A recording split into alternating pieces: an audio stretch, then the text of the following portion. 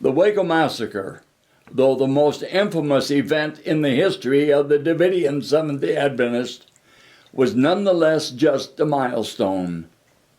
What was before the Waco Massacre? Before David Koresh? My history goes way back with them before David Koresh ever came on the scene. 59 was the year I left the Davidians because of the tremendous disappointment that we had, having predicted certain events were to take place. They didn't materialize. And as a result of that disappointment, which heavily impacted me, that was the year David Koresh was born. Most of us heard of David Koresh in 93. He goes back to 59 when he was born. Mount Carmel decided that it was important that they be sending people out as well as just mailings. So they started the field workers ministry. The office decided that they wanted to expand into radio, so they asked me to do it, and they entitled it the 11th Hour Call. This is our radio log. Yeah. Here. I became the spokesman, the preacher for the 11th Hour Call.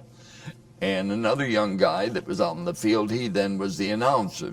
I can still hear your radio voice. Oh, is that right? Oh, yeah. With all this going on, the group is living with the expectation that 144,000 people are going to be gathered, that there's going to be a kingdom of God established in Jerusalem out of Israel, and that the Seventh-day Adventist Church would be purified. Here's the statement. We expect that sometime this spring, God will commence to set up his peaceful kingdom in the Holy Land. And then there'll be a war. Now that's all through the Bible. Everybody knows. Some people call it the Battle of Armageddon. Right. That's all through the Bible. The main passage you mentioned here is Zechariah 14, where these nations come down and surround Jerusalem. Yeah.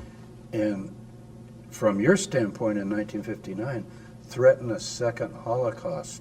So now the Jews have returned to the land of Israel, reestablished the state of Israel in 48, and now in 1959, 11 years after, they're all going to get wiped out unless God intervenes. And when you know, without a shadow of a doubt, and have all the proof of it, as you see it, that this is going to happen, and that day coming it doesn't happen, you're not spiritualizing it or anything else. All you're saying is we're wrong. And that was devastating to me. When some of the brethren there were pushing me to continue the 11th Hour Call, my response to them was, we don't have a message. I have nothing to talk about. I have nothing to tell anybody. We said these events would take place, and by this time they didn't happen. I don't know what's wrong, but we're wrong. You're back to the drawing board. I'm back to the drawing board, and it was devastating enough to me that I didn't want anything to do with any of it. You recognize the way you took the disappointment of 1959 was that you humbly said that we've made a mistake. I'm wrong. Right, yeah. Now, that's rare, you know, yeah. in human experience. It was based on Brother Hardif's writings, but if Brother Hardif, if we're wrong on that, then he was not a true prophet. He was not the Elijah. But if wrong there, Ellen G. White was not a prophet. Yeah. We're wrong there. How far do you extrapolate this down to the point where you say, I don't want anything to do with this Bible even. There's nothing there. Sure. Well, at some point, God is saying, wait a minute, kid, you know, and I had to rethink. I just about gave up my faith. You had to rehabilitate. I really had to, yeah. Well, you know, I could not reject all the way to the Bible. I could reject Brother Hardif, I could reject Ellen G. White, but when it come all the way down to the source of their teachings, I couldn't reject this. Right. So God stopped me there. Yeah. I could have become an atheist and not believe in anything, say, and believe this is just a nothing, and I couldn't come to that. So something held me, at least, there. But what? Where do I go now? What do I do now? Once I was gone, I didn't want anything to do with any of it. I didn't want anyone to know that I had been a Seventh-day Adventist. You were embarrassed. Yes, let alone a Davidian. I was immersing myself in another world, another life that's all forgotten until 1993. Until 93. Who would have thought?